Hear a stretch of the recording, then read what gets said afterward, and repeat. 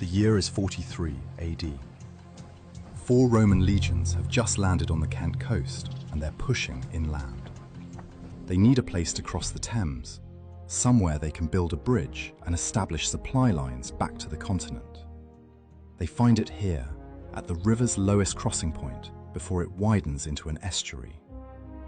Within a decade, Londinium is bustling. Merchants from Gaul, soldiers from Syria, traders from North Africa. The Romans build their bridge exactly where London Bridge stands today. Around it, a port town springs up almost overnight. But 17 years after its founding, disaster strikes. Queen Boudicca of the Iceni tribe has had enough of Roman occupation. Her army marches on Londinium and burns it to the ground. Archaeological digs have found a layer of red ash beneath the modern city, evidence of that destruction. The Romans rebuild, bigger than before. They construct a massive wall around the city, parts of which still stand 2,000 years later. At its peak, Londinium is home to maybe 60,000 people, the largest city in Britannia. Amphitheatres, bathhouses, forums. This isn't some frontier outpost anymore. It's a proper Roman city. Then, by around 410 AD, Rome itself is crumbling.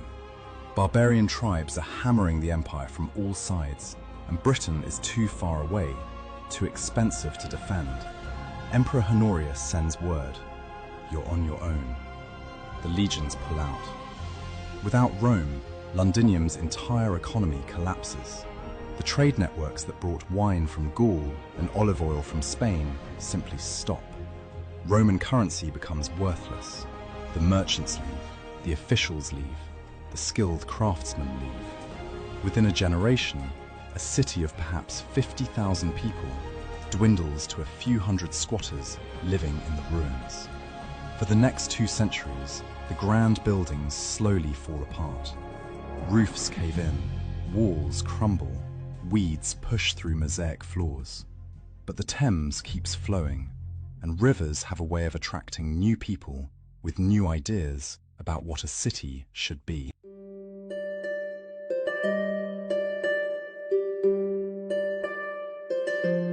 The Saxons who settle in Britain after the Romans leave don't particularly like cities. They're farmers, village people. They actually avoid the old Roman city, seeing it as haunted, cursed. One Saxon poet calls the ruins the work of giants. They can't imagine how mere humans could have built such massive structures. Instead, around the 670s, they build a new settlement about a mile west of the Roman walls. They call it Lundenwic, London Trading Town. This is where modern Covent Garden and the Strand are today. If you're watching a performance at the Royal Opera House, you're sitting directly above Saxon London. By the early 700s, goods are flowing in from all over. Amber from the Baltic, millstones and wine jars from the Rhineland, pottery and metalwork from France and Germany. At its peak, Lundenwic might have 8,000 people living there. Not huge by Roman standards, but thriving. But then, the Vikings arrive. Starting in the late 8th century, Norse raiders keep hitting the settlement. These aren't just raids anymore. They're coming up the Thames in force. In 842, they sack Lundenwic completely. In 851, they do it again. King Alfred the Great finally has enough. In 886, he retakes London from the Danes and does something clever. He abandons Lundenwic and moves everyone back inside the old Roman walled city, which is much easier to defend. He repairs the ancient walls, recuts the defensive ditches. The city is now called Lundenburg, London Fortress. Lundenwic is left empty, gradually earning a new name, Eldwic, the Old Settlement. That name survives today as Aldwych, the curved street in central London. Over the next century and a half, the city changes hands multiple times between Saxon and Danish rulers. In 1016, King Canute, yes, the one from the legend about commanding the tide, makes London his capital. When Edward the Confessor becomes king in 1042, he builds Westminster Abbey just west of the city. That decision will shape London's geography forever. The city for commerce, Westminster for power. Edward the Confessor dies childless in January 1066, and England tears itself apart over who should rule next. Harold Godwinson is crowned king, but across the Channel, William, Duke of Normandy, claims Edward promised him the throne. In September, Harold has to march north to fight off a Norwegian invasion. He wins, but he's barely caught his breath when news arrives. William has landed on the south coast with 7,000 Norman soldiers. Harold rushes his exhausted army south and meets William at Hastings on October 14th. By nightfall, Harold is dead, and William has won England.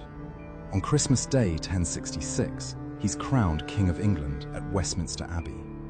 The Anglo-Saxon era is over. The Normans have arrived, and they're going to rebuild England in their own image, starting with London.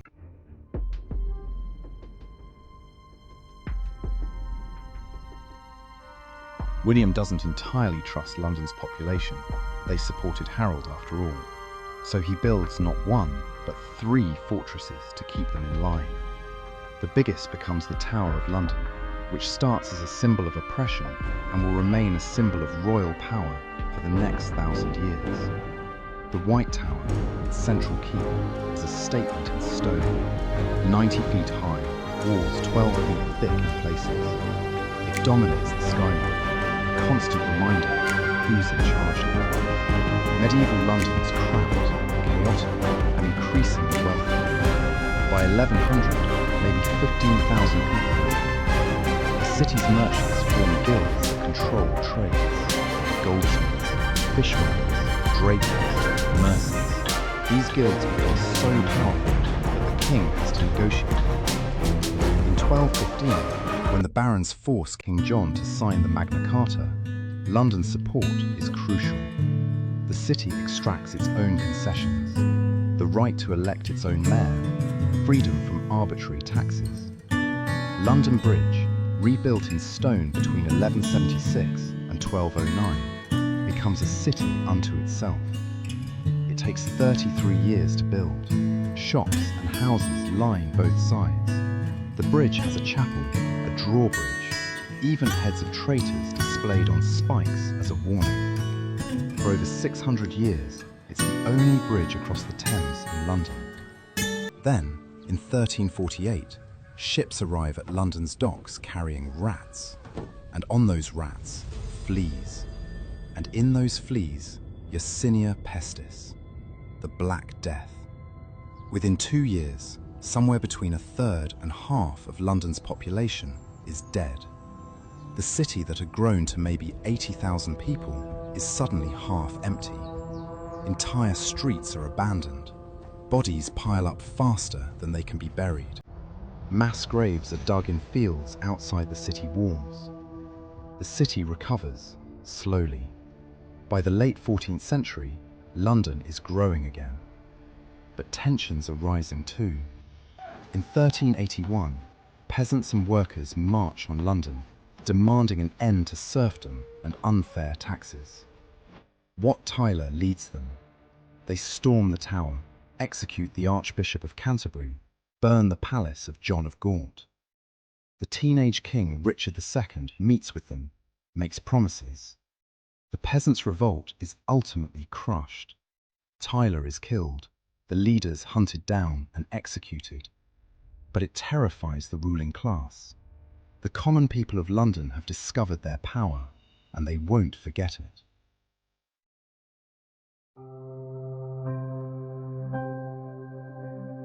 By 1500, London's population has rebounded to about 50,000. Then something remarkable happens. It explodes. By 1600, it's 200,000. By 1650, it's nearly 400,000. London becomes the largest city in Europe. Henry VIII's break with Rome in the 1530s transforms the city's landscape. Henry wanted to divorce his first wife, but the Pope refused. So Henry broke away from the Catholic Church, made himself head of the new Church of England, and shut down all the monasteries. In London, monasteries owned massive amounts of land. Once Henry seized it, that property became available. Aristocrats and wealthy merchants bought it up and built grand houses. Suddenly, London had room to expand. Under Queen Elizabeth I, London becomes the cultural capital of Europe. The Globe Theatre opens on the South Bank in 1599. Shakespeare is staging Hamlet, Othello, King Lear. Meanwhile, merchants are getting wealthy from trade with the New World and Asia. The East India Company is founded in 1600, setting the stage for empire. But London has always been vulnerable to two things: disease and fire. The city is built almost entirely of timber with thatched roofs, dried straw and reeds. Houses are packed close together, upper floors overhanging narrow streets, nearly touching across the gaps. Open fires in every building for cooking and heating. Candles everywhere. No fire departments. It's a tinderbox. Both disaster and disease strike in the 1660s with devastating effect. In 1665, the plague returns. Not the Black Death exactly, but close enough. At its peak, 7,000 Londoners are dying every week. The wealthy flee to the countryside. The poor are trapped.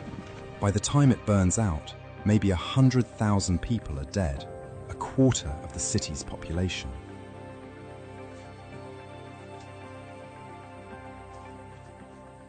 The following year, on September 2nd, 1666, a fire starts in a bakery on Pudding Lane.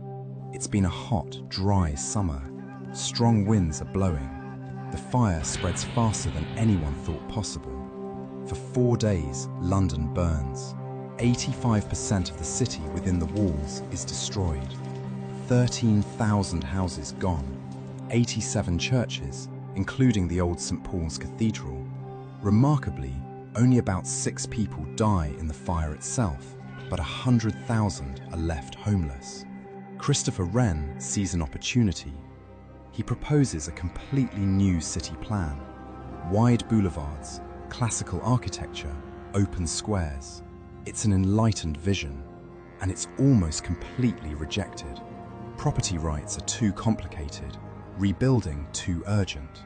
Most streets follow their medieval patterns, but the city is rebuilt differently.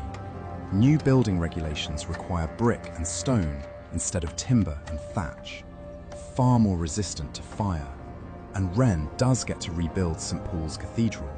The new one, with the iconic dome, takes 35 years to complete. It's still there, dominating the skyline, one of the few buildings to survive the Blitz centuries later. 18th century London is the centre of the Enlightenment. Coffee houses become the internet of their day, places where ideas and news spread rapidly. Lloyd's Coffee House becomes Lloyd's of London, the insurance market.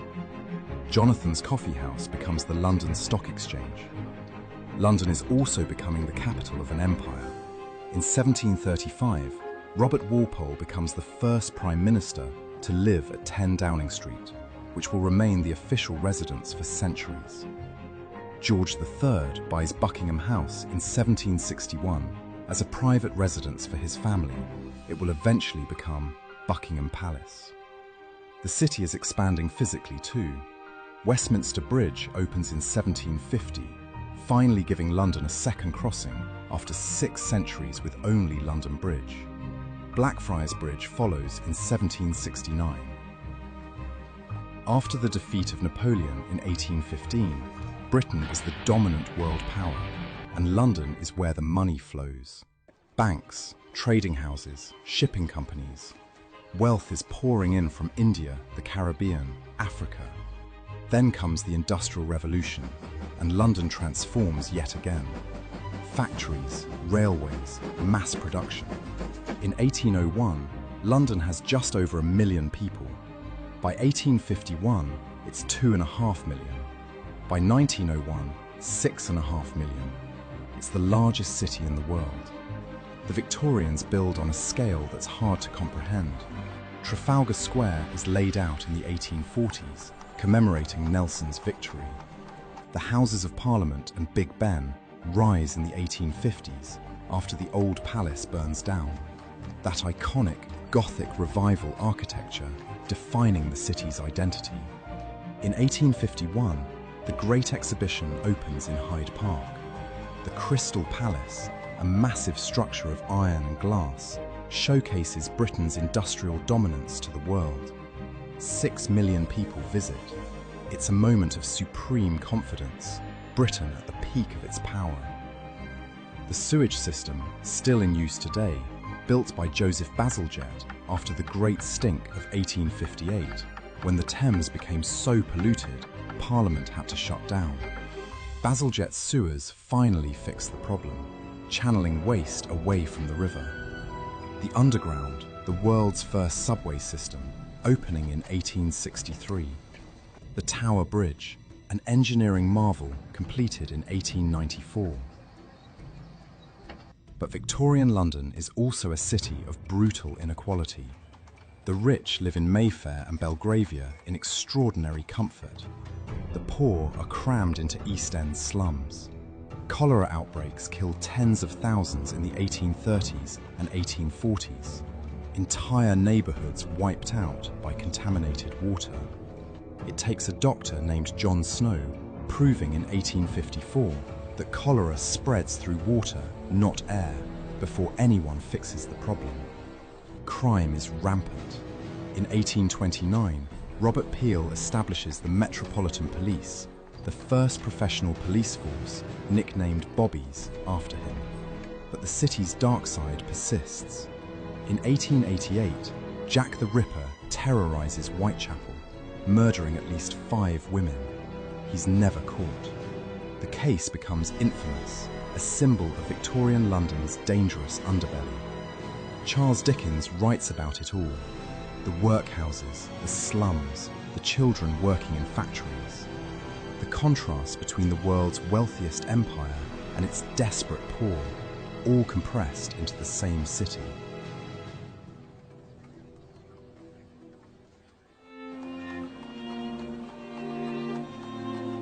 The 20th century brings London back down to earth. The First World War kills hundreds of thousands of young British men. However, London's main infrastructure survived. But the Second World War brings the war directly to the city, the Blitz.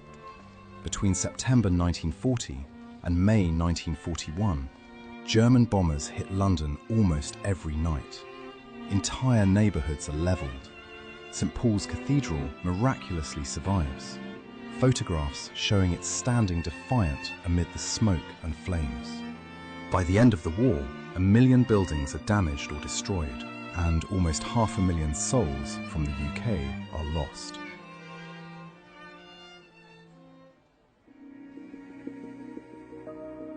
Post-war London is broke, bombed out, exhausted. The empire is collapsing. India gains independence in 1947. Rationing continues into the 1950s. Fog and coal smoke are so thick that in 1952, the Great Smog kills 12,000 people in just 5 days. But London rebuilds, again. The 1951 Festival of Britain, held on the South Bank, signals a new beginning. Brutalist towers rise from the rubble. The welfare state expands, and crucially, people start arriving from former colonies. The Windrush generation from the Caribbean in 1948, followed by waves of immigration from India, Pakistan, Bangladesh, later from Africa, Eastern Europe, everywhere. The 1960s bring a cultural explosion. Swinging London, the Beatles, the Rolling Stones, Carnaby Street, Mary Quant. For a moment, London feels young again. The next few decades are rockier. Economic decline, strikes, terrorism from the IRA. By the 1980s, The docklands are abandoned, the East End is neglected. Then comes massive redevelopment. Canary Wharf rises from the old docks. The financial sector booms. London reinvents itself as a global financial centre.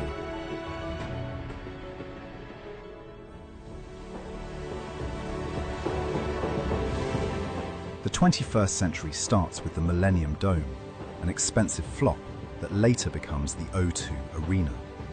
But London keeps growing. The 2012 Olympics transform East London, bringing investment and infrastructure. The city passes 9 million people, the most since before World War II. Modern London is defined by its diversity. Over 300 languages are spoken here. Entire neighbourhoods have their roots in different parts of the world.